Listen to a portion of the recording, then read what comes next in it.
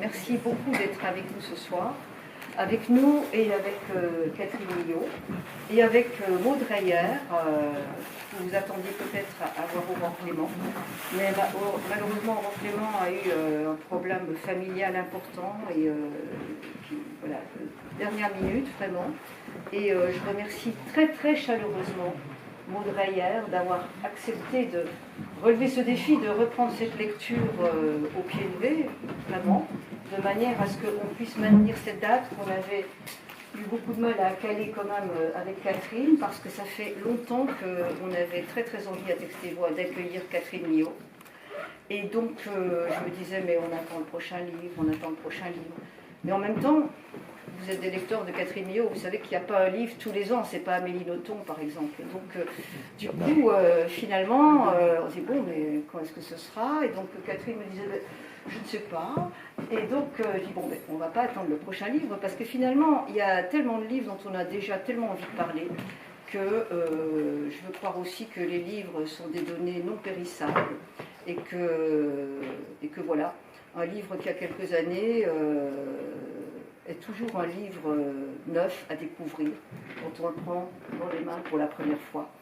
Et donc voilà, on a trouvé cette occasion, donc merci de nous avoir rejoints.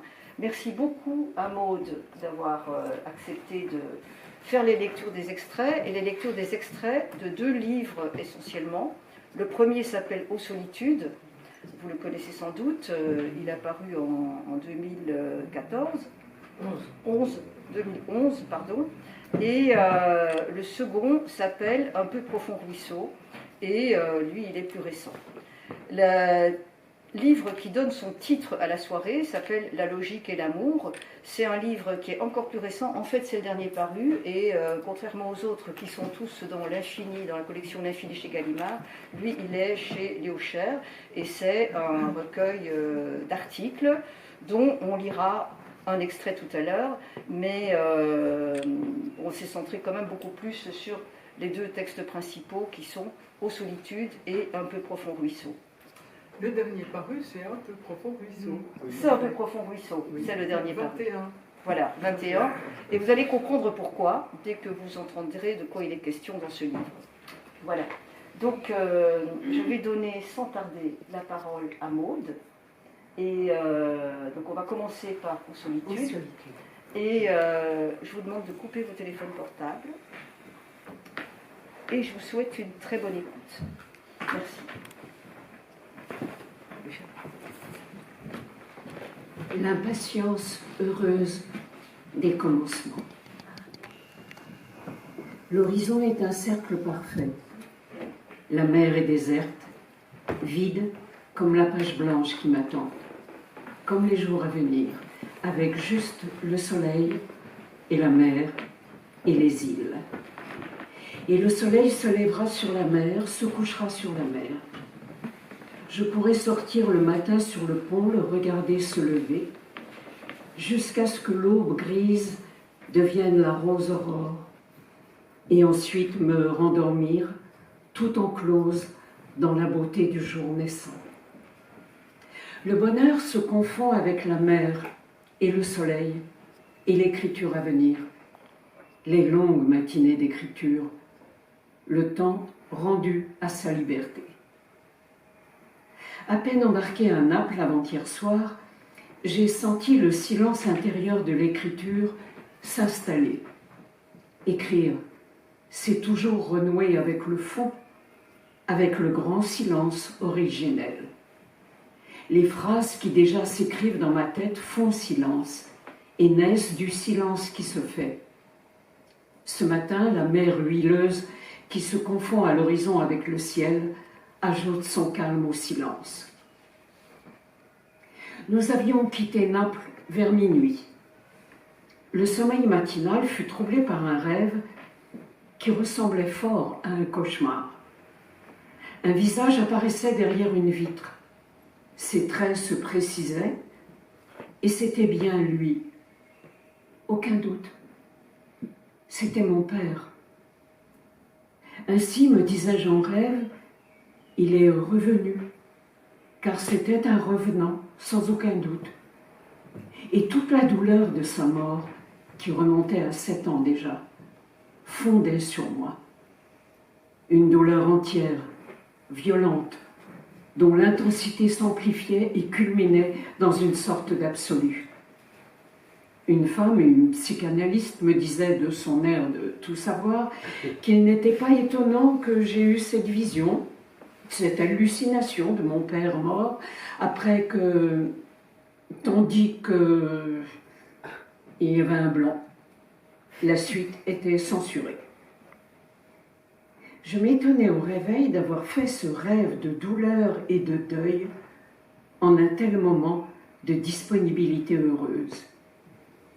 La veille au soir, en quittant Naples, j'avais pensé à Ischia, toute proche, où se déroule le roman de Pascal Quignard, Villa Amalia.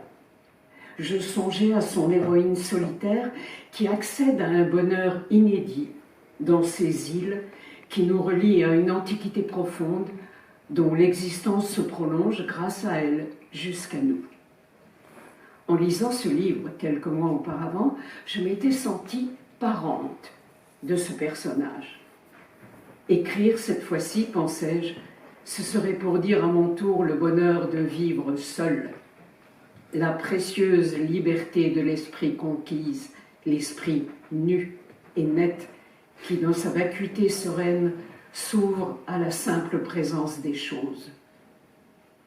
Or, le mot « revenant » m'évoquait une soirée chez des amis où Pascal Quignard était présent et où la conversation avait roulé sur ce thème. Un souvenir m'était revenu justement à ce sujet et j'en avais aussitôt fait part. Mon grand-père m'avait un jour déclaré que s'il revenait me visiter après sa mort, il ne faudrait pas que j'aie peur, car il ne me ferait aucun mal. Après coup, ce propos me semblait bien étrange. Ne l'avais-je pas plutôt rêvé? Souvenir ou pas, je datais ces paroles de l'adolescence et je ne doutais pas de leur sens. C'était une déclaration d'amour. Un amour assez fort pour que la mort ne puisse empêcher mon grand-père de revenir vers moi. Un amour assez dénué d'ambivalence pour qu'il soit intimement sûr de m'épargner l'amertume des morts à l'égard des vivants et l'esprit de vengeance qu'on leur prête souvent. En somme, s'il y avait une chose dont je n'avais jamais douté, c'était de son amour. J'étais certaine qu'il n'avait à mon égard aucun sentiment négatif, qu'il m'aimait sans arrière-pensée et sans l'ombre d'une critique, d'un amour pur, en quelque sorte. Et si j'ai quelque idée d'un amour qui ne soit pas seulement un ravage, c'est à lui que je le dois. Cette disposition faite d'accueil, sans réserve, n'était-ce pas d'ailleurs celle-là même que je sentais en moi en ce début de croisière, comme si j'éprouvais à l'égard de toute chose une sorte d'amour? Musil ne disait-il pas qu'on pouvait aimer Dieu, qu'on pouvait aimer le monde, et que peut-être même on ne pouvait aimer que Dieu ou le monde? Qu'en tout cas, il n'était pas indispensable d'aimer quelqu'un.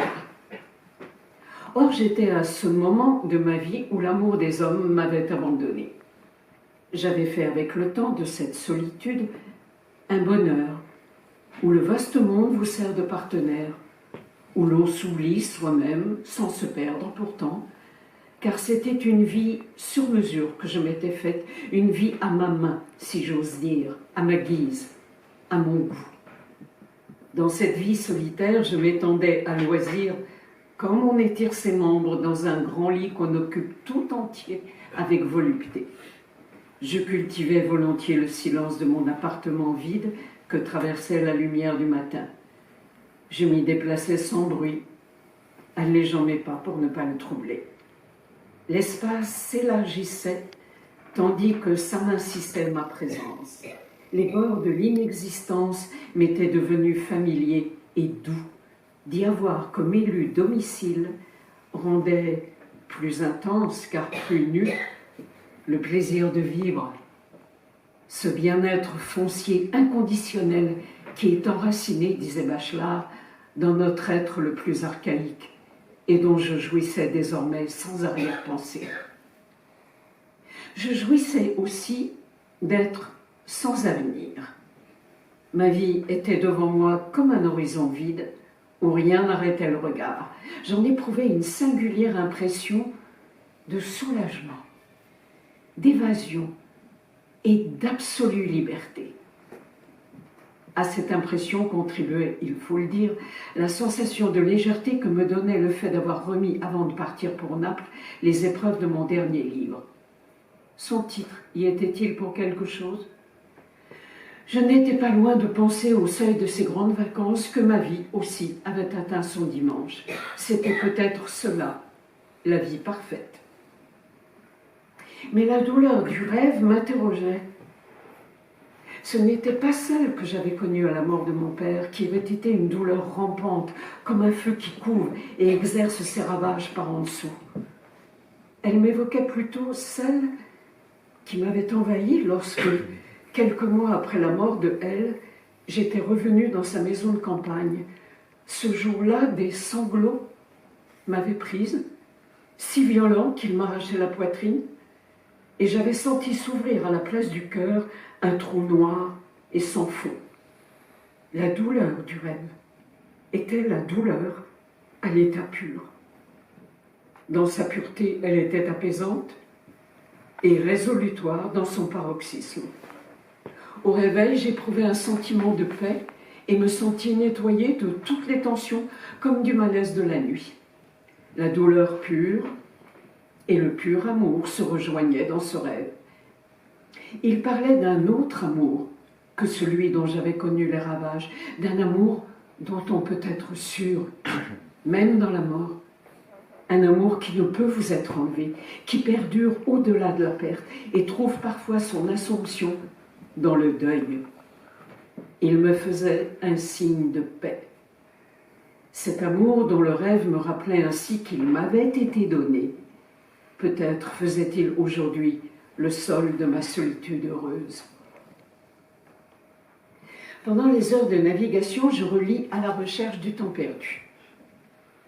Dans ce projet d'écrire sur la solitude, je voudrais dire le bonheur de vivre seul, lorsque la légèreté qui l'accompagne va jusqu'à l'effacement de soi dans la joie contemplative.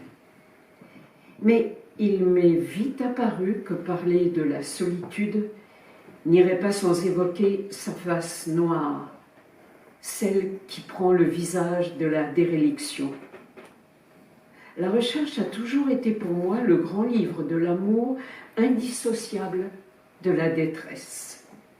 Proust l'a fait naître du sol qui se dérobe quand l'autre vient à manquer. Un retard, un lapin, un appel téléphonique sans réponse, et cet autre, presque indifférent lorsqu'on croyait pouvoir compter sur sa présence, devient l'objet d'un irrépressible besoin, puisque lui seul a désormais le pouvoir de calmer l'angoisse qui l'a fait naître. L'autre devient alors tour à tour le poison et le remède. Dans l'alternance de la présence et de l'absence, il peut vous abîmer dans le néant ou vous rendre à la vie. L'amour ici ressemble à un régime totalitaire.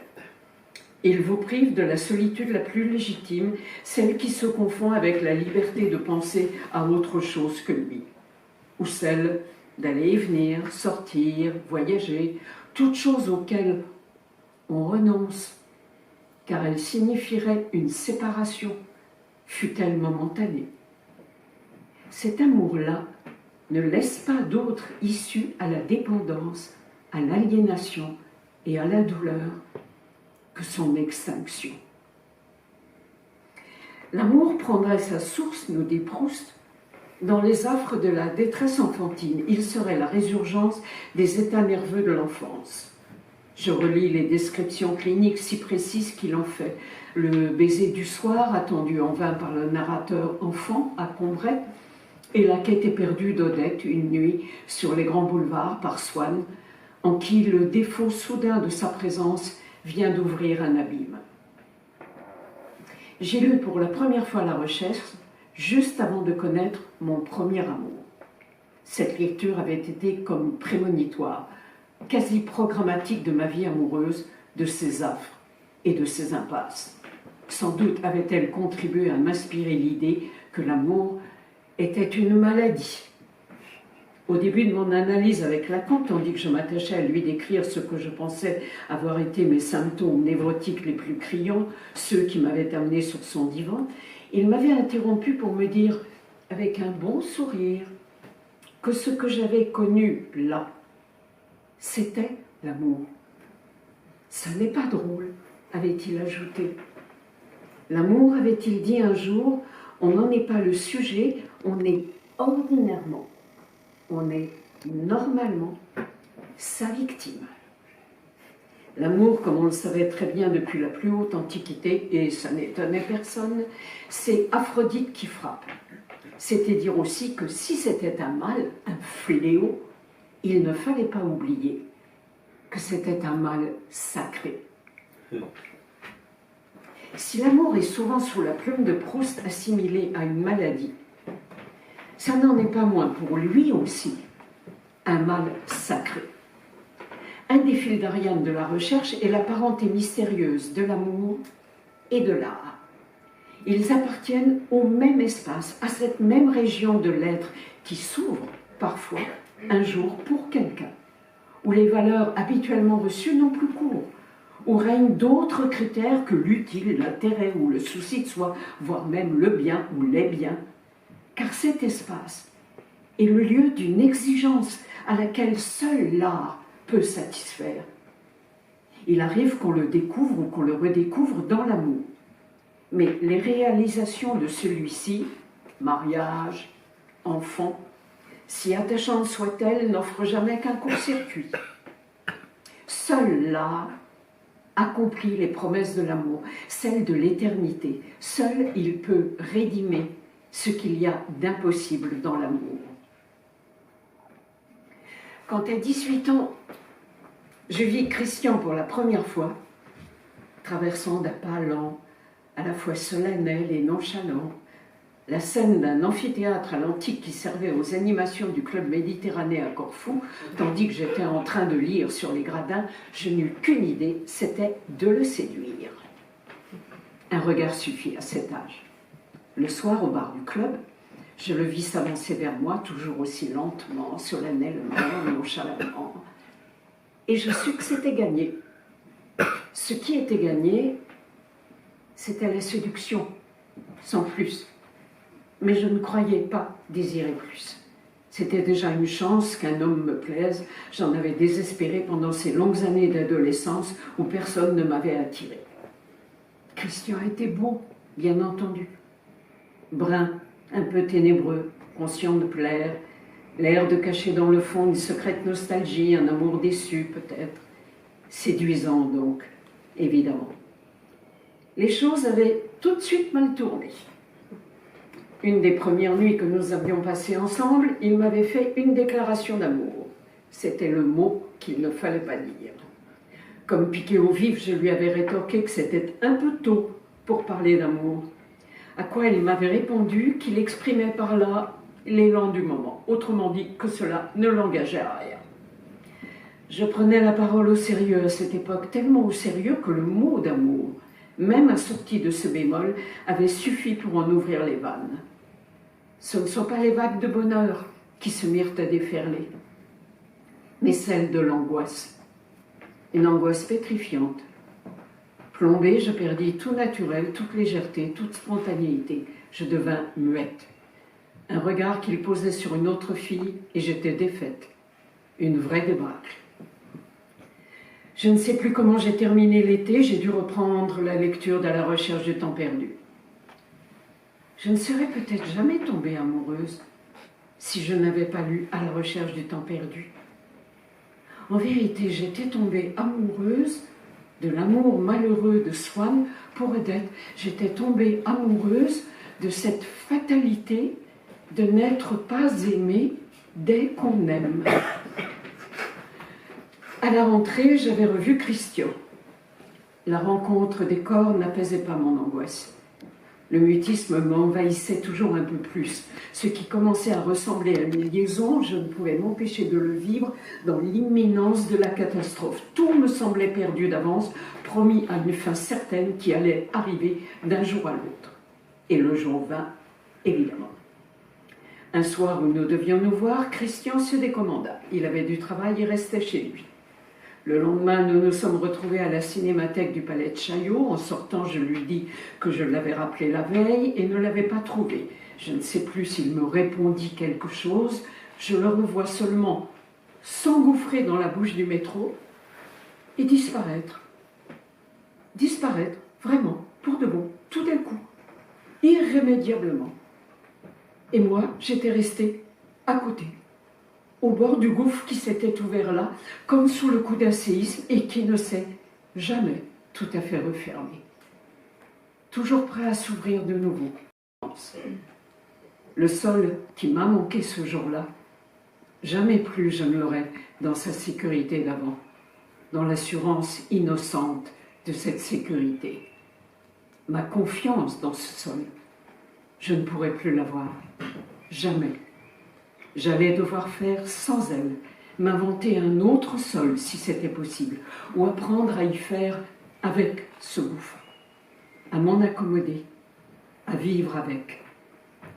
Un rebord d'angoisse s'est formé là, que j'ai tenté toute ma vie d'apprivoiser. En attendant, je ne pouvais même plus faire un pas dans la nuit déserte sur cette grande place vide de Trocadéro, dont le vide menaçait de m'engloutir. Ce désert, cette nuit, ce vide, il allait me falloir 2 ans pour les traverser, vaille que vaille, tant bien que mal, coûte que coûte, en serrant les dents d'angoisse. Une angoisse blanche. À l'intérieur, j'étais blanche et blême, pétrifiée.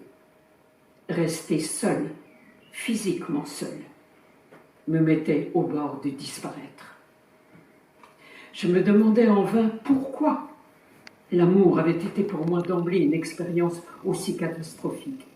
Avais-je même connu un seul instant l'illusion des débuts, le temps de l'idylle où l'on croit avoir rencontré l'être qui vous justifie d'être? L'amour avait été comme une ordalie, dont j'aurais connu par avance le verdict, un jugement de Dieu qui condamne et rejette. L'amour était sans espoir dès sa naissance et se résumait à subir cette loi implacable. C'est dire si la personne investie de cet amour était peu en cause. Le mutisme où m'avait plongé dès le début cet amour n'était pas sans évoquer l'hypnose de frayeur des animaux, la paralysie qui saisit un être sans défense devant un autre qui détient sur lui un pouvoir de vie et de mort. Passé l'état de panique des premiers temps, le vide changea de nature, ou plutôt il s'étendit. Certes, il était encore là sous la forme du gouffre qui menaçait de m'absorber, mais il s'était élargi au monde. Le monde s'était comme vidé pour toujours. Un être avait concentré sur lui toute sa valeur. Cet être disparu ne restait plus qu'une éternité de vide à endurer qui s'étendait devant moi. La vie était devenue un désert sans horizon, impossible à traverser. Cela voulait dire que tous les matins, je me demandais comment j'allais parvenir jusqu'au soir. Ce serait peu dire que je n'avais plus goût à rien. C'était plutôt qu'il n'y avait plus rien. Seul me restait, et certes c'était tout de même quelque chose, la volonté de tenir jour après jour. Et cette anxiété qui ne me quittait pas, sans doute, me tenait elle aussi. L'hiver suivant, je reçus l'appel téléphonique que j'avais attendu en vain 2 ans et demi auparavant. C'était lui. Il était de retour. Comme dans Lola, de Jacques Demy. Encore midi net, j'étais prête à croire au triomphe de l'amour. Peut-être lui avait-il fallu tout ce temps pour s'apercevoir qu'il m'aimait. Je ne tardais pas à déchanter. Il était parti faire son service militaire qui, à l'époque, durait 2 ans, car la guerre d'Algérie venait à peine de finir. À son retour, il avait ouvert son carnet d'adresses pour renouer les fils de sa vie parisienne, et il était tombé sur mon nom. Il lui avait paru tout simple de m'appeler, sans que cela porte à ses yeux, à conséquence. D'ailleurs, il ne pouvait avoir l'idée de ce que j'avais traversé. Et je ne lui en dis jamais rien. En revanche, il m'apprit qu'à l'époque de la place du Trocadéro, il avait une affaire avec la petite amie de son meilleur ami et qu'ils avaient joué quelque temps ensemble à Jules et Jim. Face à une situation aussi excitante, je ne pouvais guère faire le poids. L'ombre des autres femmes avait été présente dès le début. Mais la jalousie, dont je connus plus tard les affres, n'avait pas alors pris consistance. Il ne me venait pas à l'esprit de rivaliser. En amour, j'étais janséniste. Je croyais à la prédestination et nullement au mérite. Travailler à se faire aimer me parut même indigne, si l'idée m'en était seulement venue. Je décidai d'user ce lien d'amour déçu qui persistait à m'attacher comme un prisonnier use à la lime les barreaux de sa prison. Et j'y parvins. Un jour où il partait pour un court séjour de travail en province, je l'accompagnai à la gare de Lyon. Sur le quai, au moment où le train démarrait, je sentis que c'était fini. Les chaînes étaient tombées. J'étais enfin libre. Si mon amoureux du Trocadéro se montrait prêt à convoler avec une autre, je n'avais pas fini pour ma part de déchiffrer mes énigmes et de sonder mes abîmes. Ce que Colette appelle justement la catastrophe amoureuse avait laissé dans ma vie une séquelle.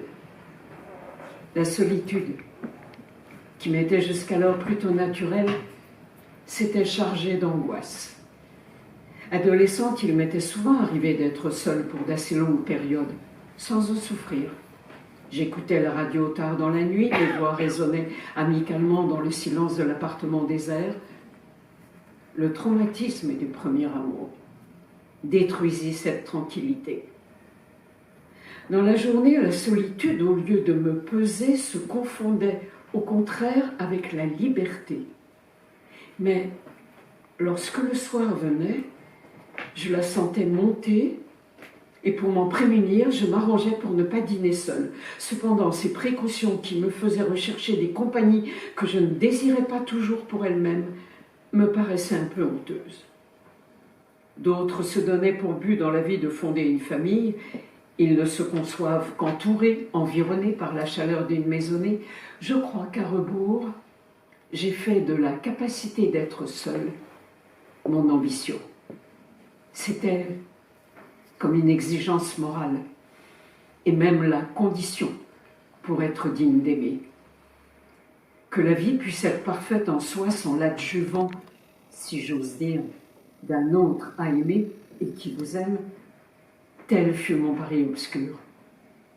La solitude était, pensais-je, la voie royale pour accéder à la vie à l'état nu, pour dégager de sa gangue son essence, son infracassable noyau de lumière. La douceur de vivre ensemble, je ne l'avais pas connue lors de ce premier amour trop vert qui n'eut pas le temps de mûrir. Mais j'avais appris le miracle que pouvait être la rencontre d'un corps, l'émotion que l'un d'eux suscitait de manière toujours imprévisible était le signe qui ne trompait pas. Je savais alors que quelque chose allait naître qui s'appelle l'amour. Et c'était de ce corps que je portais le deuil quand survenait la séparation comme une amputation. Aussi, même guérie, la blessure cicatrisée, je ne pouvais me réjouir simplement de la liberté d'esprit reconquise, ou plutôt je m'en félicitais dans l'aveuglement à ce qui déjà se laissait entrevoir, le nouvel amour. Étrangement, jamais celui-ci ne survenait lorsque j'étais dans la peine.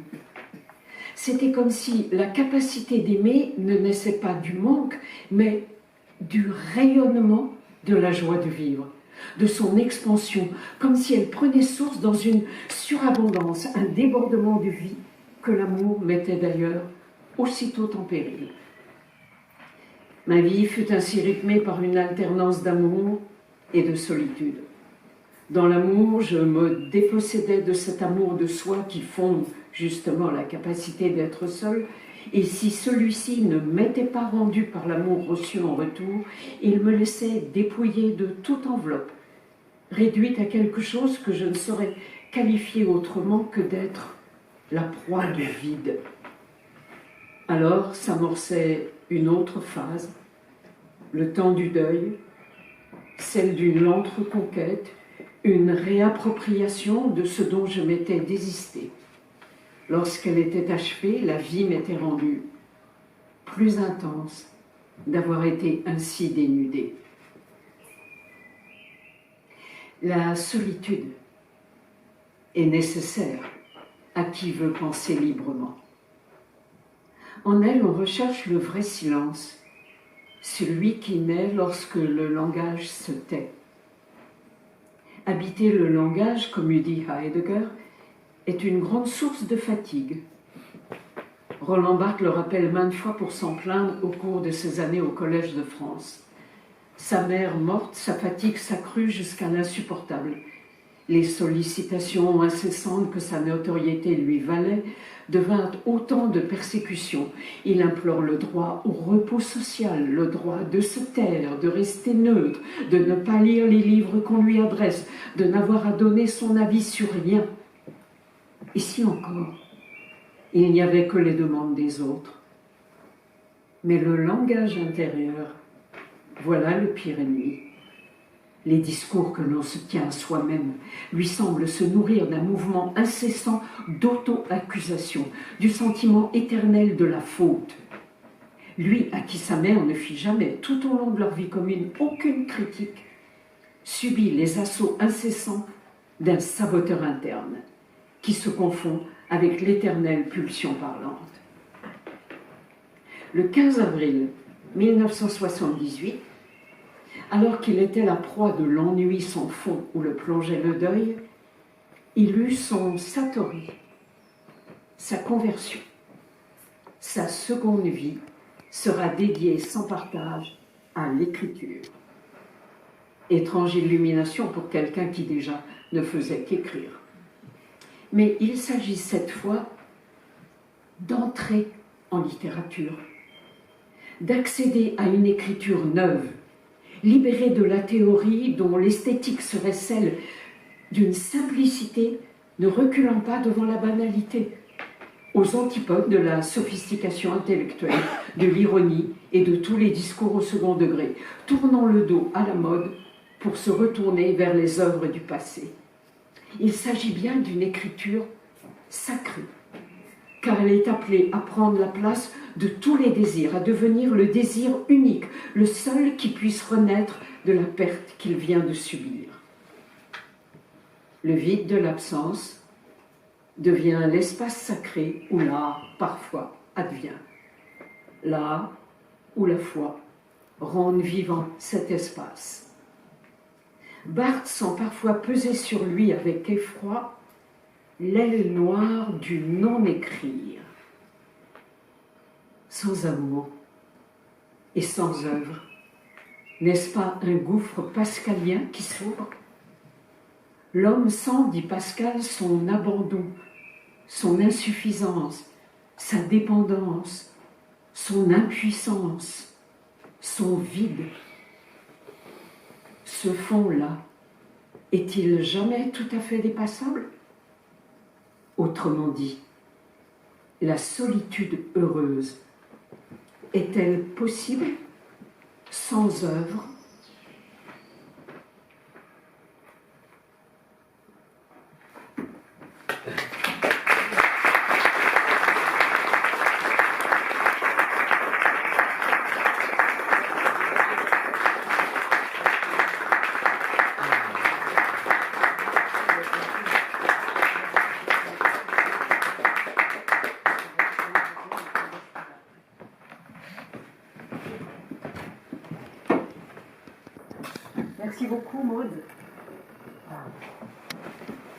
pour ces extraits donc, de ce livre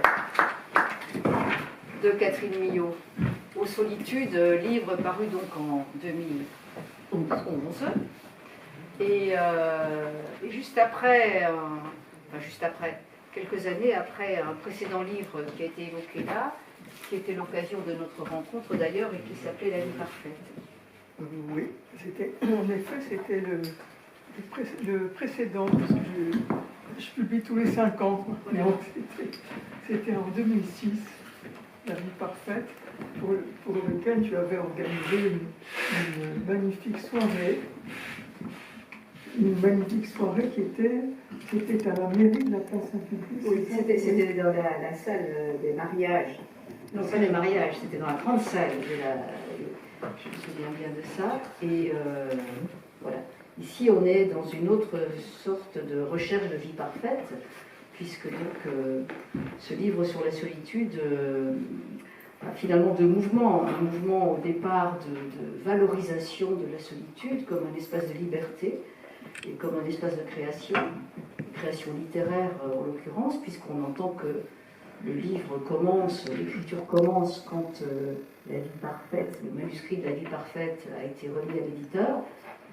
Et donc la solitude est quelque chose de tout à fait appréciable pour pouvoir passer à l'écriture. Et puis, voilà, après, on voit effectivement d'autres aspects de la solitude. Alors, comment est venue l'idée de ce livre? Tu racontes là, évidemment, cette croisière qui ouvre l'horizon et qui ouvre l'horizon de l'écriture. Comment s'est passée, oui, l'idée de ce livre? Le concept de solitude est présent quand même dans ton œuvre et dans ton travail aussi. Et donc, comment arriver à en faire un livre et la thématique centrale d'un livre? Alors, ça n'a pas été linéaire. C'est cette idée d'écrire sur la solitude, c'est quelque chose qui devait venir régulièrement.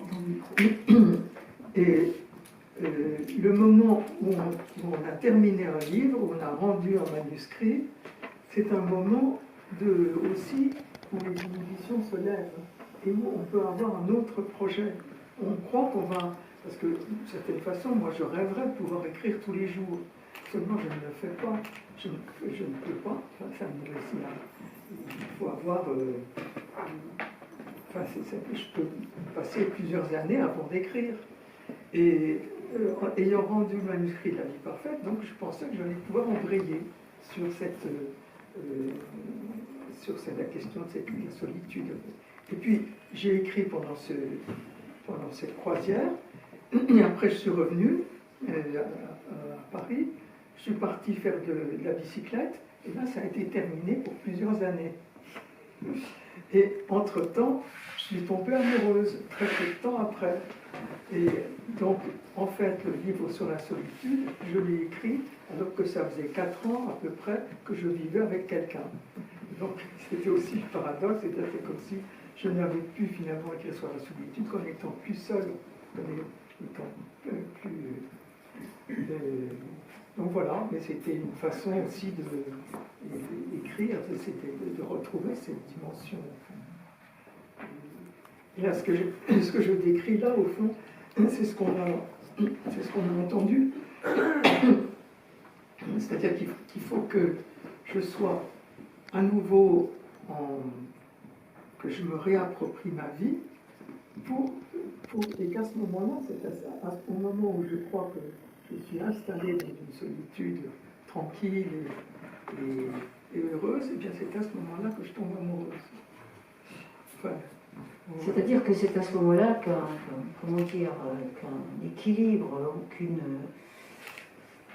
un état de bonheur intérieur, est-ce qu'il faut un état de bonheur intérieur pour pouvoir justement du coup accéder à l'état amoureux? Peut-être pas pour tout le monde, mais apparemment pour moi, oui. Alors l'écriture de ce livre, évidemment, il est beaucoup question de l'amour, puisqu'il est question aussi beaucoup de l'art. Il est question de Roland Barthes. Rapport à Roland Barthes dans l'écriture, on a entendu quelques fragments. On aurait pu faire la soirée, rien qu'en se centrant par exemple sur ce qui parle de Proust et ce qui parle de Barthes. Est-ce que ce sont pour toi les deux grands écrivains de la solitude, Proust et Barthes? Il y a beaucoup d'écrivains de la solitude. Alors pourquoi avoir choisi ceux-là? Moi, c'était ceux-là que j'ai côtoyés à ce moment-là. Barthes, c'est une période où je le lisais beaucoup. Il y a le Barthes, d'ailleurs je le dis dans le livre, il y a le Barthes théoricien qui n'est pas celui qui a ma préférence, parce que je préfère le Barthes des fragments de la vie amoureuse, c'est-à-dire du moment où il abandonne finalement une théorie, qu'elle soit marxisante, ou qu'elle soit structuralisante, enfin qui était pas mon Barthes préféré.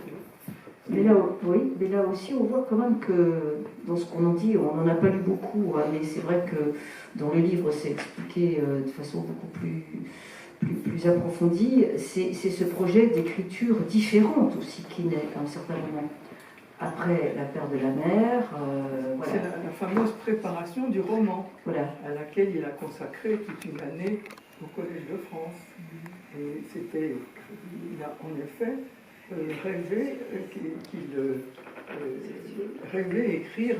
écrire enfin un roman ou le roman. Moi, j'ai jamais rêvé ça. Écrire des romans ne m'a jamais en fait fait envie, jamais intéressé. Mais ce qui est chez Barthes, ce qui est formidable, c'est de voir que écrivant la préparation du roman, il a en fait, d'une certaine façon, écrit ce roman. Ce sont des séminaires, c'est ces derniers séminaires du Collège de France que je trouve tout à fait merveilleux. Barthes, et alors Proust, évidemment, comme modèle indépassable en ce qui concerne l'amour et la solitude, pour toi? Tout à fait indépassable. Inaugural pour moi, puisque je l'ai lu justement, c'est comme si ça avait inauguré ma propre vie amoureuse pour un bon moment. Lu et relu, j'imagine. Lu et relu, oui, bien sûr. Oui. Et alors, il y a un troisième personnage qui est très très présent dans ce texte, qui n'est pas un écrivain, qui est un chercheur, un aventurier qui est Hudson. Est-ce que tu peux nous en parler un petit peu? Alors oui, ça c'était une rencontre, vraiment une rencontre. On rencontre enfin on le sait, on rencontre des auteurs comme ça, comme on rencontre des personnes. Je lisais, c'était d'ailleurs à la suite de La Vie Parfaite, où dans l'accompagnement, enfin de mon travail sur les mystiques, je lisais l'histoire du sentiment religieux en France de l'abbé Brémond. Et tout ça dans l'idée, enfin au fond, ce qui m'intéressait, ce que je recherchais, c'était des témoignages d'expériences mystiques laïques, qui ne se soient pas, donc, à la différence de Guyon sur lequel j'ai écrit. Et cet abbé Brémond, qui a écrit son histoire littéraire du sentiment religieux en France, il fait peut-être, je ne sais pas moi, 10 volumes. C'est une œuvre considérable qui est centrée sur la mystique du XVIIe siècle. Donc il a eu beaucoup à dire là-dessus. Mais il lisait aussi d'autres choses et il était tombé sur un texte qu'il cite dans cette somme de son ouvrage, un texte sur une expérience justement de mystique laïque. Il en parle un peu dans ces termes, où il ne s'agit pas avec l'idée quand même que l'état mystique est quelque chose au fond de fondamental, de foncier, je dirais, auquel tout un chacun a accès, sauf à ce que ça soit d'ordinaire refoulé, enfoui, oublié, perdu. Et donc j'ai lu ce passage qui était de William Henry Hudson, qui était un ornithologue argentin et qui a écrit donc attendez, tout d'un coup, là, c'est le titre de son livre. En Patagonie. Le voyage qu'il écrit après son voyage en Patagonie. Oui, c'était, mais comment ça s'appelle? C'est Un flâneur. Un flâneur en flâneur Patagonie. en Patagonie. C'est un livre vraiment merveilleux. Alors, je lis cette citation et je me dis, il faut absolument que je lise ce livre. Je me précipite à la Bibliothèque nationale, je le trouve évidemment, et puis je commence à le lire et je m'aperçois dans mes recherches dans les fichiers qu'en fait, ce livre a été republié en livre de poche et qu'on le trouve tout à fait accessible. Donc je suis sortie de la nationale où je n'aime pas trop séjourner longtemps, et puis j'ai été à la première librairie pour acheter ce flâneur en Patagonie. Puis ensuite j'ai lu à peu près tous les livres qu'il a publiés en français. Et c'est un homme vraiment, vraiment merveilleux. Et alors comment se retrouve-t-il dans ce livre sur la solitude? Il a dit que ce n'était pas un écrivain, c'est un écrivain. Oui. Il a écrit, je sais pas, une quantité d'ouvrages, et d'ouvrages justement sur son expérience, enfin cette expérience du flâneur en Patagonie. Alors il n'était pas originaire de Patagonie, mais il était d'autres régions d'Argentine, plutôt du côté Pampa. Et il était descendu en bateau, puis ensuite il avait accosté, puis il avait circulé donc en Patagonie. À un moment donné, il avait eu un accident. Je crois, il s'était fait mal au genou, du coup il avait été un peu handicapé. Et il raconte comment cette blessure et cette oisiveté dans laquelle il s'est trouvé contraint l'avait tout d'un coup avait ouvert quelque chose justement d'un état qu'on peut qualifier de contemplatif. Et ensuite il avait séjourné dans un endroit où il partait tous les matins à cheval sur des hauts plateaux, les hauts plateaux de Patagonie, dans des endroits mais complètement désertiques où il n'y avait qu'une végétation rare et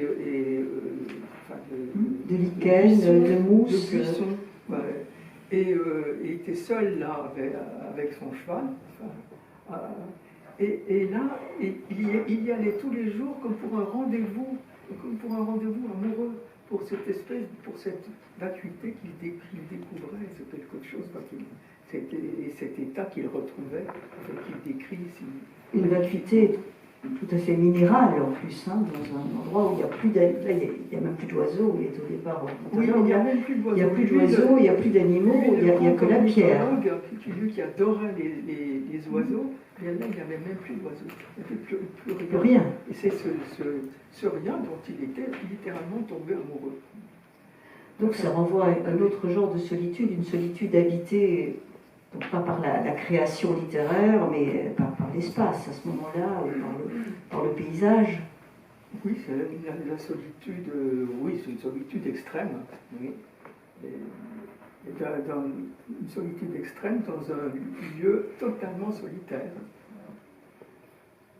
Enfin, il y a des passages que je cite justement dans ce livre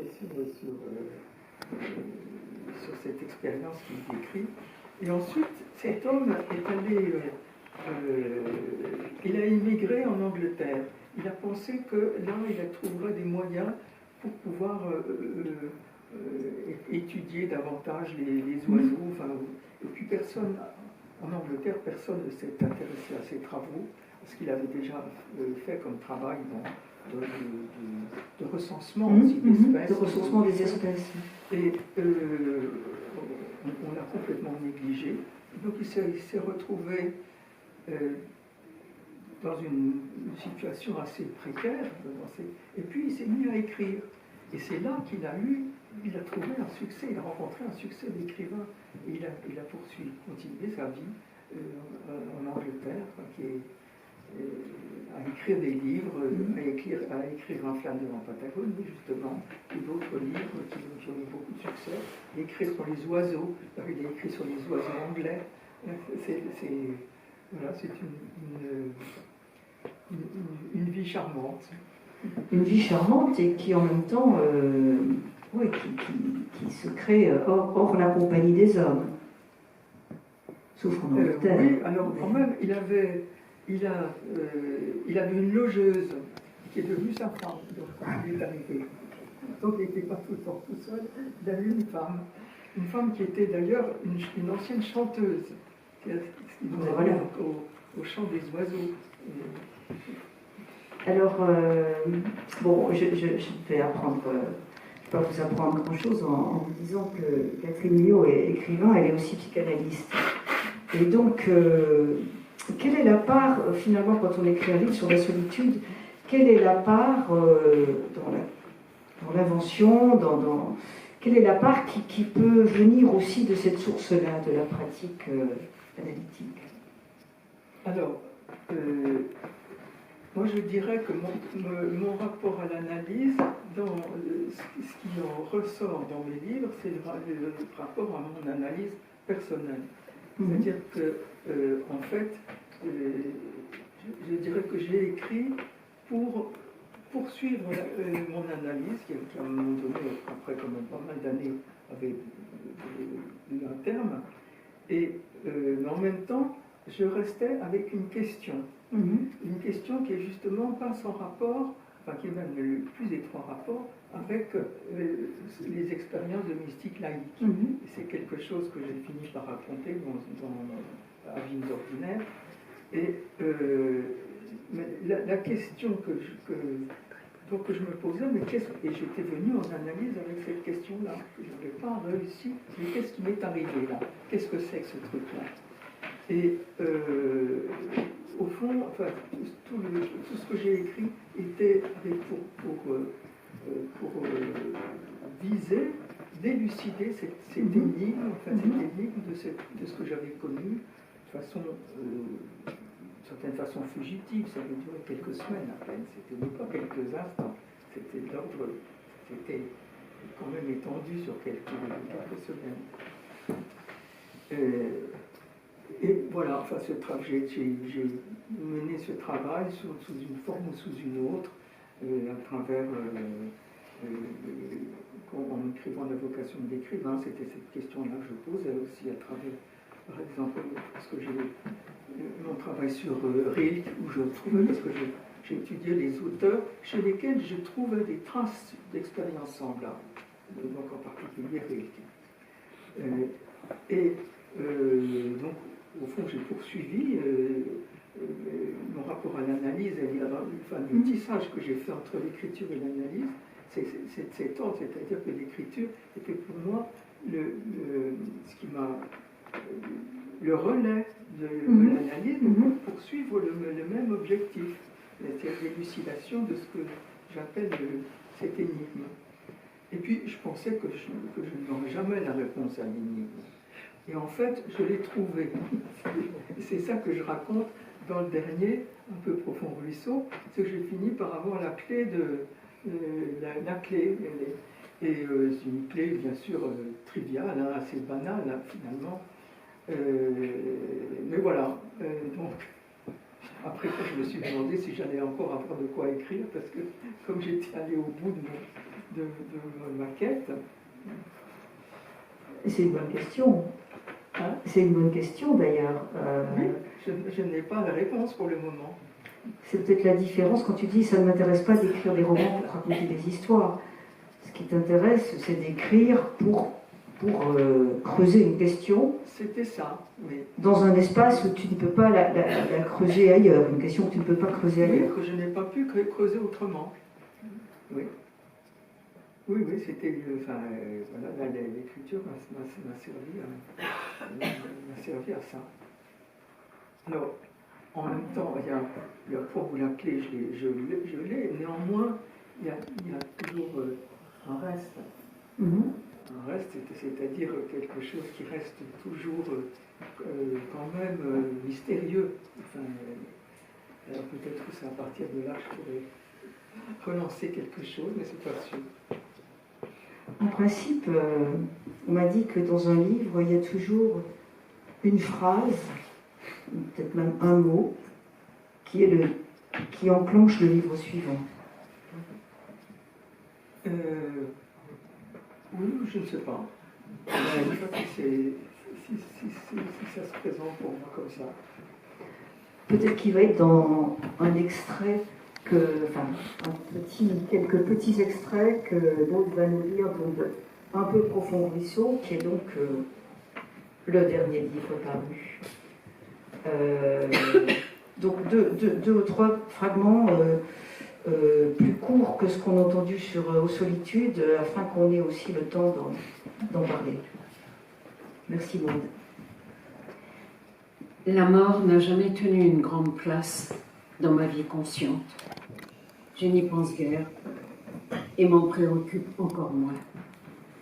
Mourir au dernier moment, comme disait Céline, avec le courage et la dignité que j'ai vus aux bêtes, avec leur simplicité, voilà ce que je souhaite. À l'adolescence, alors que je ne m'en souciais pas davantage, il m'arrivait toutefois de me réveiller en sursaut la nuit avec la pensée qu'il allait falloir mourir un jour. Une solitude sans appel, comme au seuil d'une mort imminente, m'assaillait. Plus tard, je m'intéressais aux philosophies antiques qui tiennent la mort pour rien, auxquelles faisait écho ce vers de Mallarmé, un peu profond ruisseau calomniait la mort. Pourtant, elle occupe une large place, souvent à mon insu, dans ce que j'écris. J'ai récemment failli mourir du coronavirus. Ce fut une expérience étrange par sa soudaineté, son caractère abrupt, qui me paraît aujourd'hui presque irréel, comme si j'avais été brutalement projetée dans un autre monde, l'envers de la réalité confortable dans laquelle je baignais et d'une sécurité que je ne questionnais pas. Jusqu'ici, j'avais été à l'abri. Ma vie, lorsque j'y pensais, m'apparaissait bizarrement comme quelque chose de rond. J'ai eu une vie confortable, me disais-je. S'associait à cette idée de confort le souvenir des séjours dans les villes d'art, dans les bons hôtels. Je m'étonnais de ce mot. Le confort n'avait pourtant jamais fait partie de mes valeurs, croyais-je.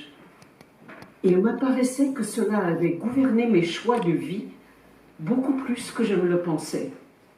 Le rythme de vie, les lieux de vie, surtout le rythme, que j'avais toujours défendu envers et contre tout.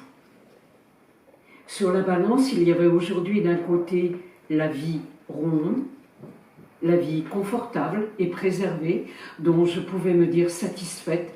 Le rond suggérait quelque chose de plein.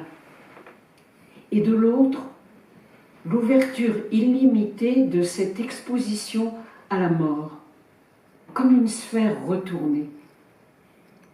La balance était en équilibre, et j'étais paisible, pleinement en accord avec ma situation, en accord aussi avec ce qui avait aimanté ma vie et mon désir d'écrire, cet intérêt pour les mystiques qui ne s'était jamais démenti. Ce soir, je n'étais peut-être pas une lectrice trop indigne de Madame Guyon d'Étier-Lissoum, qui disait qu'en cas de naufrage, elle ne serait pas de ceux qui se battent pour s'emparer de l'unique épave. Or, même de ces situations dramatiques, la volonté de vivre, quand elle est placée au-dessus de tout, m'avait toujours paru manquer d'élégance et un peu obscène. L'idée de mourir seule, sans un proche pour me tenir la main, ne m'affectait pas. La mort est une affaire solitaire. Le prochain, c'est-à-dire quiconque, suffit à l'accompagner. Je songeais à mon père, sous oxygène comme moi aujourd'hui, que j'avais quitté à la clinique à 10h du soir et qui était mort à 2h du matin. L'infirmière m'avait demandé mon numéro de téléphone. J'avais cru que c'était pour m'appeler s'il allait plus mal, mais ce fut pour m'annoncer sa mort. Il lui avait dit juste avant de mourir qu'il avait eu une belle vie. 75 ans, me disais-je, est un bon âge pour mourir, car on n'est pas encore trop abîmé et l'essentiel est accompli. Qu'y a-t-il à attendre de plus ? Je n'écrivais plus depuis des années, mes relations avec R avaient traversé une mauvaise passe avant son départ en Inde. Au long de ces dernières semaines, ma solitude s'était refermée sur moi. Avais-je encore vraiment envie de vivre? Je m'étonnais tout de même de n'éprouver aucune peur de mourir. Et je songeais avec amusement au contraste entre cette tranquillité et l'abîme d'angoisse dans lequel m'avait toujours précipité l'abandon par un être aimé.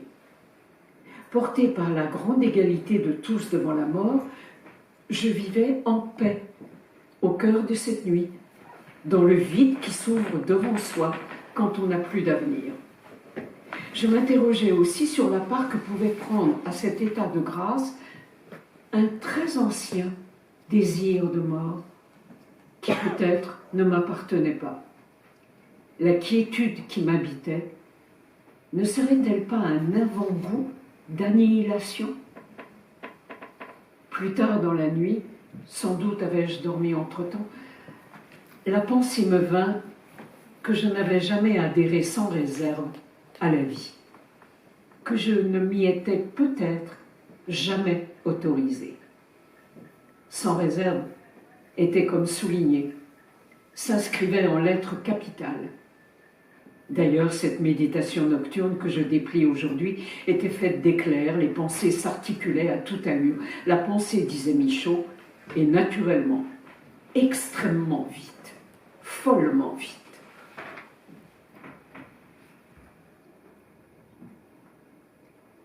Ma mère était devenue très difficile depuis qu'elle s'était cassé la cheville 5 ans auparavant. Elle avait été en soins de suite à Rothschild et si désagréable avec tout le monde que le médecin voulait la mettre dehors. J'étais parvenue à le fléchir. Depuis lors, elle avait du mal à marcher, bien qu'elle ait fini cette fois-là par accepter la rééducation. Déjà, à l'époque, la diminution de ses moyens et de son autonomie la rendait furieuse et elle s'en prenait à tout le monde. La peine qu'elle avait à se déplacer, la peur de tomber, avaient alors beaucoup modifié nos sorties. Depuis la mort de mon père, il y a 20 ans, je lui consacrais 2 moments dans la semaine. Je déjeunais avec elle au restaurant le mercredi après l'avoir accompagnée visiter une exposition. Elle était friande d'expositions.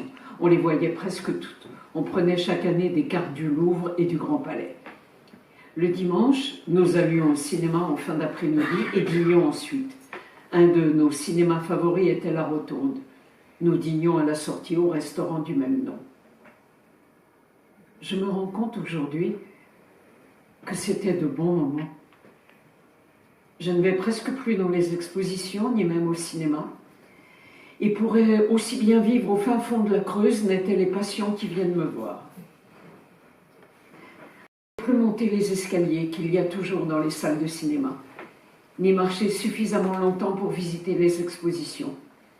Son narcissisme l'empêchait de demander un fauteuil roulant pour la visite, de même qu'il lui rendait impossible l'usage d'un déambulateur dans la rue.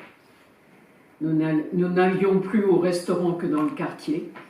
Elle se tenait à mon bras, mais je me disais que si elle tombait, je ne pourrais pas la retenir, et elle m'entraînerait dans sa chute. Avec le temps, les sorties devinrent de plus en plus périlleuses, et elle préféra faire les repas chez elle. Ce fut une privation pour toutes les deux. Avant sa fracture de la cheville, l'été, quand je venais à passer une semaine avec elle, nous avions trouvé un modus vivendi qui m'évitait d'avoir à supporter sa mauvaise humeur parce que je ne restais pas assez longtemps à son gré. Nous avions passé 2 jours en Suisse, dans un grand hôtel, avec un grand restaurant. Elle aimait beaucoup ça, et moi aussi. Quand la marche lui devint trop difficile, il fallut y renoncer également. En réalité, je lui portais beaucoup d'affection. Celle-ci était souvent mise à mal par son agressivité, mais j'oubliais facilement. Avec le temps, la fureur où la mettait la perte de son autonomie s'est calmée. Elle me sourit désormais d'un très joli et gentil sourire qui fait pétiller ses yeux et lui donne un air asiatique. Que la parole lui fasse défaut de plus en plus souvent participe peut-être aussi de cette tranquillité. Elle n'a plus les moyens d'exprimer ses délires. Toutefois, quand elle retrouve ses mots, Elle est le plus souvent étonnamment pertinente. Mais ce qui ne cesse de m'étonner est qu'à aucun moment, elle n'exprime le souhait de mourir, non plus que la crainte. Elle n'est angoissée ni par son état, ni par la mort, dont son grand âge la rapproche pourtant inéluctablement. En somme, elle est sereine et pas si mécontente de son sort. Elle ferait presque scandale aux yeux de ceux qui réclament le droit de mourir dans la dignité. De dignité d'ailleurs, elle n'en manque pas. Elle est même constamment digne et n'en rabat sur rien de ce qui lui importe. Elle a perdu tous ses moyens, et même un peu la tête, mais elle ne cède pas sur son désir, comme aurait dit Lacan. Sa dignité tient beaucoup à son usage du non. Toute sa liberté s'y est réfugiée. Elle en est prodigue. Elle ne cède pas sur son refus de la toilette et pousse toujours des cris perçants, mais plus ou moins selon les personnes. Elle sait être désagréable avec une auxiliaire de vie qui ne lui convient pas. Du haut de son lit médicalisé, elle règne encore et commande avec les mots qui lui restent. Je ne cesse de me demander quelle est cette étrange pulsion de vie qui la tient dans la diminution de toutes ses capacités, la réduction à presque rien de sa vie. Cet amenuisement, me dis-je, est peut-être une concentration, l'entièreté de la vie resserrée, ramassée en un point sur l'ici et le maintenant, sur l'instant présent, est une forme de plénitude. La réduction à l'élémentaire dégage la pure essence, l'irréductible du désir de vivre. Être vivant est un absolu qui ne requiert ni comment, ni pourquoi. J'en viens à me dire que la grande vieillesse, la sénilité même, est une sorte d'ascèse, non éloignée de ce qui m'a captivé chez les mystiques.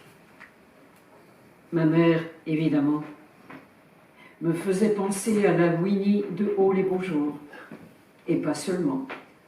Tant d'autres textes de Beckett évoquaient l'enlisement, l'amoindrissement, où je la voyais s'enfoncer, non moins que la mystérieuse volonté de continuer encore, qui jaillit de la faiblesse et de l'impuissance, et non moins la dignité, qui survit à la décrépitude et persiste jusque dans l'imminence de la fin. Elle eut 100 ans le jour où je me retrouvais aux urgences de Cochin la première fois.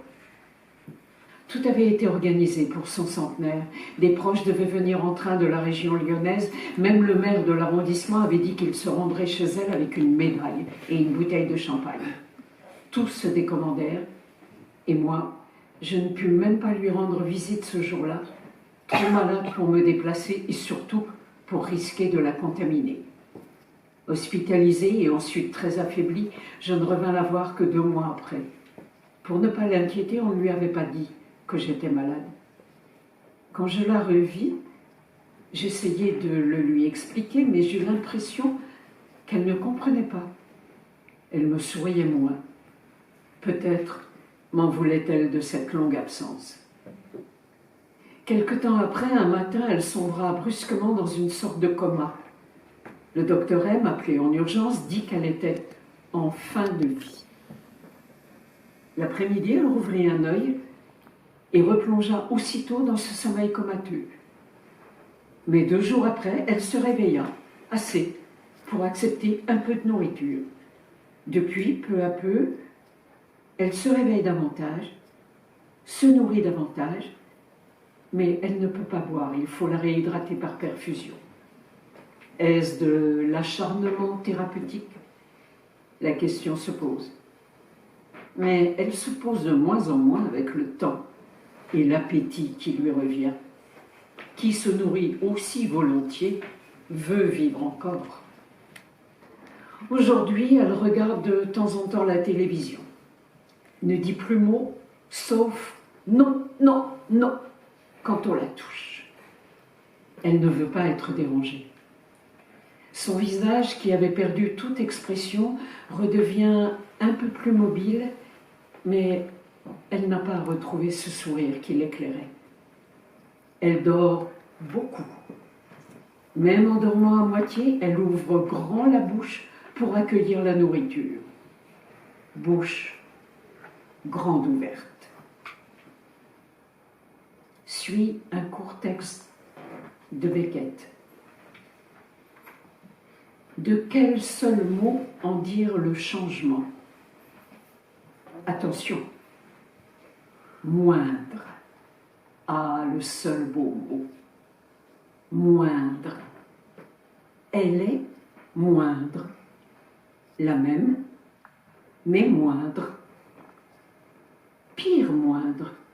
Plus pas concevable. Pire à défaut d'un meilleur moindre. Le meilleur moindre? Non.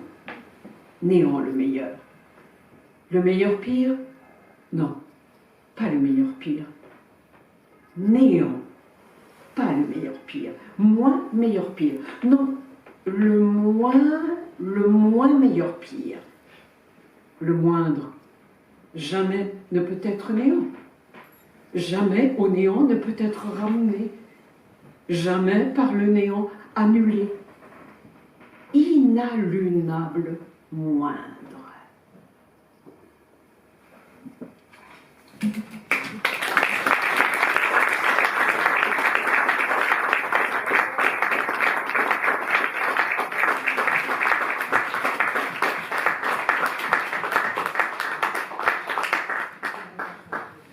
Donc voilà, c'était quelques extraits de ce beau livre un peu profond ruisseau.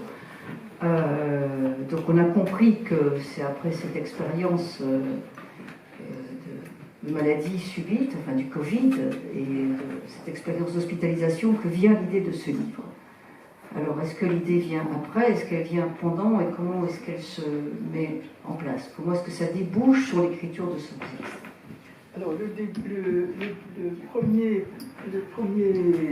extrait qui a été lu, on ne comprend pas bien qu'en fait, ce sont mes pensées quand j'ai été admise aux urgences à Cochin, où j'avais un taux de saturation à 80, peut-être que j'étais vraiment au bord de la nécessité d'être mise dans un respirateur. J'ai échappé d'être intubé et j'ai échappé par chance, l'oxygène ayant suffi, l'oxygène Par masque. Par masque. Et donc voilà, ce sont les pensées qui me sont venues, c'est ce qui a été lu, le passage qui a été lu, ce sont les pensées qui me venaient quand j'étais quand même sachant que j'étais dans un état grave où c'était... Tu n'étais pas sûr d'en revenir. Je n'étais pas sûr, effectivement, d'en revenir. Et c'était aussi sur le fond de ce que j'avais été une première fois aux urgences, où m'avait envoyé le SOS médecin que j'avais fait venir, et il m'avait renvoyé chez moi. Après, la fois, je m'étais dit, non, c'est peut-être pas si grave, j'attends que ça se passe. Et je ne me suis pas rendu compte de l'affaiblissement et du fait que justement que l'oxygène en venait à me manquer de plus en plus. Et enfin, il y a un passage où je parle d'hypoxie heureuse, parce que j'étais en état d'hypoxie. Et il y a, on décrit une certaine forme d'hypoxie qu'on appelle l'hypoxie heureuse, qui ne s'accompagne pas de suffocation. On n'a pas, donc on peut, si j'ai bien compris, on peut mourir sans s'en apercevoir, enfin tout doucement. Donc voilà, c'est-à-dire qu'on n'a pas le réflexe d'essayer à tout prix de respirer. On ne suffoque pas. C'est une des particularités d'ailleurs de ce Covid, c'est qu'il inhibe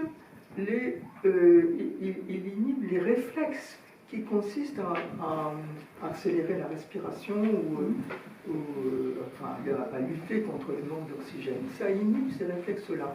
Du coup, ça produit cet état d'hypoxie heureuse.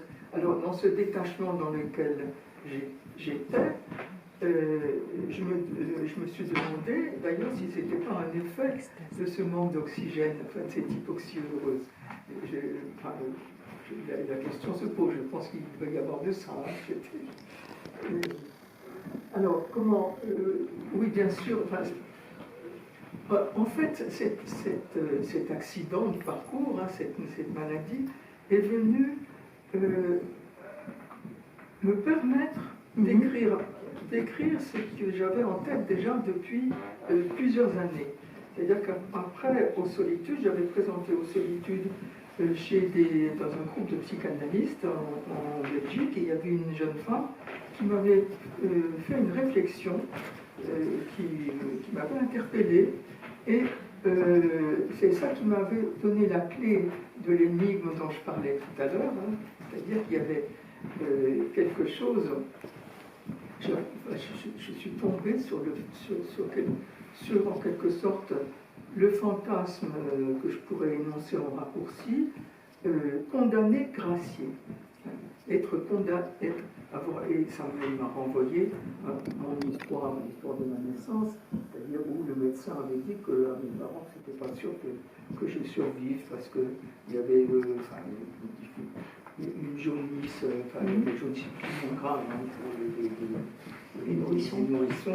Mais avec ma mère, il y avait une question, on a su après d'ailleurs, de incompatibilité résus, qui pouvait donc rendre c'était juste au moment de la libération, on ne pouvait pas circuler sur les routes à cause des bombardements des Alliés, donc en fait l'accouchement il avait eu lieu chez ma mère, chez la maison.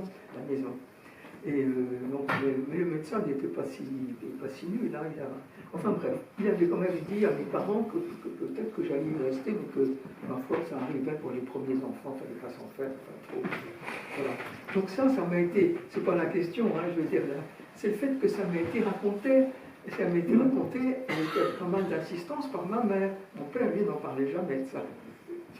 Et donc, finalement, je me suis aperçu, à la suite de cette intervention de cette femme et de ce bout d'analyse que j'ai fait à partir de là, je me suis aperçu que tout ce que j'avais développé dans mes livres, ça pouvait se résumer dans ce syntagme-là, condamné gracié. Même mon livre sur Gilles Genet-Mishima, sur la perversion, j'en parle dans ces termes-là. Je dis Genet, condamné, gracié. Il avait été condamné à la relègue, gracié par le président de la République, parce qu'il avait écrit des livres que tout le monde avait salués, des livres pornographiques. Hein, c'était le paradoxe. D'avoir été gracié grâce à ces livres pornographiques. Il y avait Gide qui était lui aussi un damné, on peut dire, en protestant, c'était un damné gracié. Donc c'était formulé d'une autre façon, au fond, chez les mystiques. Et qu'est-ce qui m'intéressait chez les mystiques? C'était l'anéantissement. C'était ce travail d'anéantissement, de poursuite de l'anéantissement, et en même temps cet anéantissement qui débouche sur la vie parfaite. C'est-à-dire, là aussi, c'est cette bascule, la condamnation à la grâce. Et bon, voilà, c'est ça que je développe d'ailleurs dans le chapitre central de ce Profond Ruisseau, un petit livre où il y a... et ça m'a... Cette histoire de Covid, ça m'a permis de boucler les choses, parce que là, il y avait justement la mise en acte, d'une certaine façon, la mise en acte, ou la répétition de ce fantasme-là, où j'étais à la limite d'être condamné, et puis j'ai eu la grâce d'être sauvé par l'hôpital. Hein. Et j'avais l'impression vraiment qu'il me sauvait la vie. Sans doute. Oui, sûrement, oui. Donc j'ai pensé que si je n'avais pas été prise en charge ce soir-là, et c'est une amie d'ailleurs aussi qui m'a sauvé la vie. C'est-à-dire qui était venue pour me ravitailler, pour me donner, je ne pouvais rien manger parce que le Covid avait tapé sur le foie aussi. Elle m'apportait de la soupe ou du bouillon, et elle avait vu que je n'étais pas bien du tout. Et il a fait venir SOS Médecins. À l'époque, pour faire venir SOS Médecins, il fallait s'accrocher au téléphone. Et ils m'ont emmené à ce moment-là, c'était la seconde fois que j'y allais. Et là, j'étais là. Ils ne m'ont pas renvoyé chez moi. Là. Enfin, le passage où je dis que je n'étais pas indigne d'Etty Soum qui disait que c'est parce que pendant entre les deux passages aux urgences, il ne m'est pas venu à l'esprit de chercher justement à me faire hospitaliser quand même. Enfin, il y avait une espèce de résignation, de ça, fatalité.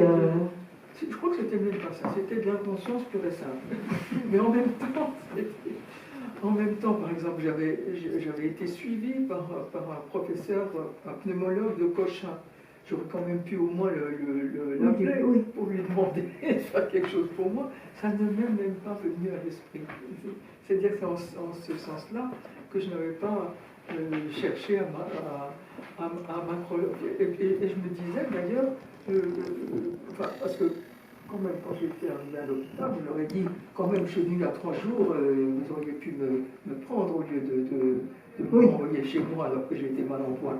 Et ils m'ont dit, mais c'est que vous auriez peut-être pris la place à ce moment-là de quelqu'un qui aurait été encore plus mal en point. Qui aurait été encore plus malade.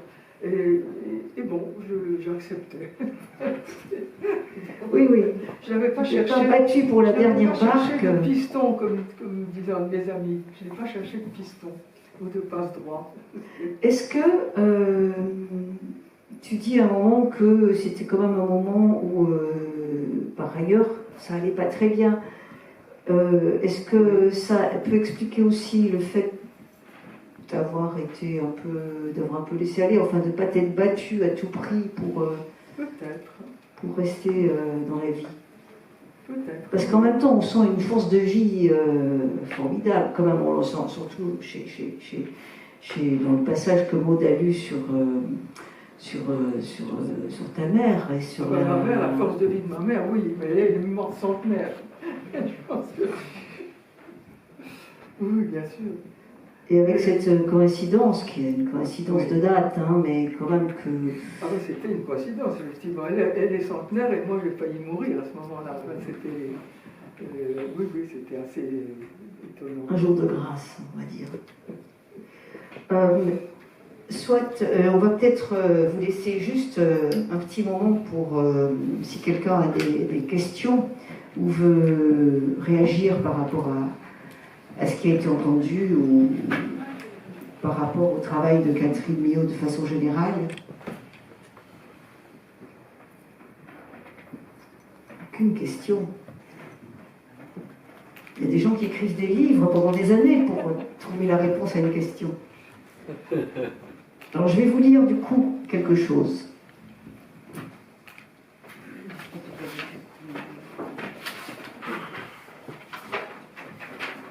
C'est juste pour que vous l'entendiez et que vous ayez envie aussi, peut-être si vous ne le connaissez pas, de lire donc ce livre qui s'appelle La logique et l'amour.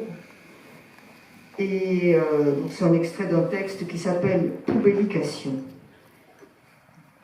Jadis, je rapportais à Lacan un rêve de la nuit, où j'étais dans un grenier au milieu d'un bric-à-brac d'objets accumulés, affairés à y mettre de l'ordre, c'est-à-dire à jeter une chose après l'autre. Dans ce débarras, je ramassais un bouquet de fleurs un peu fané, mais peut-être pas assez pour le mettre tout de suite à la poubelle. Les roses de la vie, me dis-je au réveil, plus très fraîches puisque j'approchais de la trentaine. Ce qui m'angoissa, ce fut l'interprétation de Lacan. Il intervenait rarement, interprétait encore moins souvent. Or, ce jour-là, il me dit que ce que je jetais, c'était moi. Comme si j'apercevais soudain un danger d'autant plus menaçant qu'il était intérieur, saisi d'effroi, je coupai court et ne lui reparlai plus jamais de ce rêve. Je me jette est un mode de rapport entre je et moi, où le moi ne s'apparente guère au moi en majesté, au moi qui fait figure ou qui s'y efforce. Le moi apparaît ici comme quelque chose qui, au-delà de l'habillage narcissique, renvoie à l'être de rebut qui s'y dissimule. Se jeter a de sombres résonances. On le retrouve dans les suicides mélancoliques, où le sujet se trouve précipité par la fenêtre ou sous un train, lorsque, selon la formule de Freud, l'ombre de l'objet tombe sur le moi, sans laisser d'échappatoire. Or, ma mère m'avait prénommée Anna Catherine en souvenir d'Anna Karénine, personnage qu'elle avait vu au cinéma, joué par Greta Garbo. Ce double prénom ne fut jamais en usage. Anna tomba tout de suite dans les dessous pour ne reparaître dans l'analyse que dans l'analyse dont je fis mon métier. Analyse, l'annihilation d'Anna. Depuis, j'ai appris que le désir inconscient qui vous enchaîne dans ces signifiants vous laisse tout de même quelques latitudes, qui sont justement celles de l'interprétation. Il est pliable, sinon à tout sens, du moins à plusieurs. On dit par exemple « je me jette à l'eau ». Tout acte décisif de la vie comporte cette dimension. Se jeter peut aussi prendre la forme de ce passage au public de l'écrit, que Lacan appelait la poubellication. Il évoque à propos de Joyce, dans un texte intitulé « Littérateur », le glissement en anglais de « letter à litter », de la lettre à l'ordure. Faire litière de la lettre était, disait-il, ce qu'il y avait de mieux à attendre d'une psychanalyse à sa fin.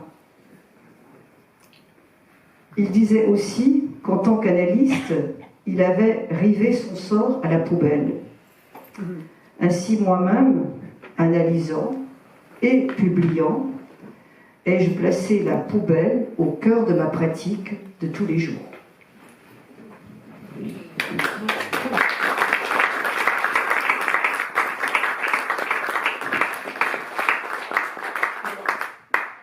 Juste avant de terminer, et puisqu'il n'y a pas de questions, peut-être que les langues vont se délier quand on sera...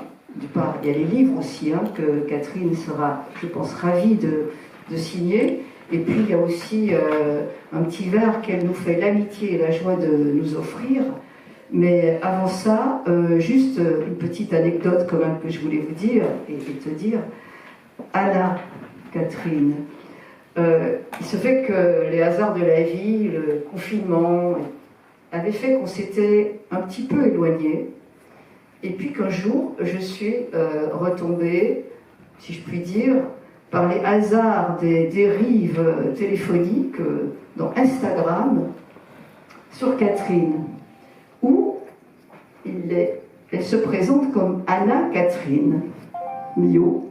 Et Catherine Millot était déjà pris. Voilà, j'ai cherché une signification beaucoup plus analytique. Mais voilà, vous voyez parfois, les choses sont plus simples que ce qu'on croit. Voilà, merci beaucoup.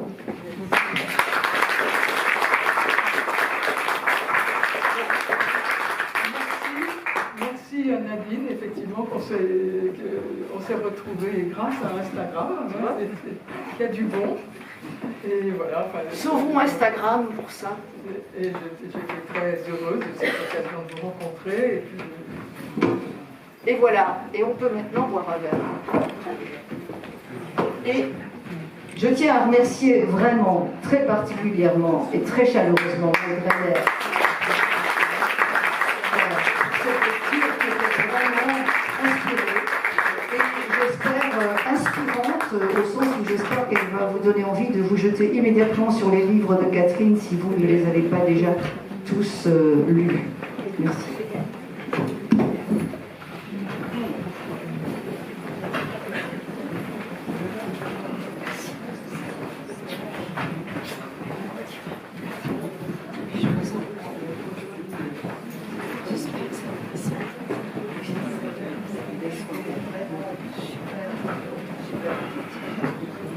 Je vais chercher des bouteilles parce que...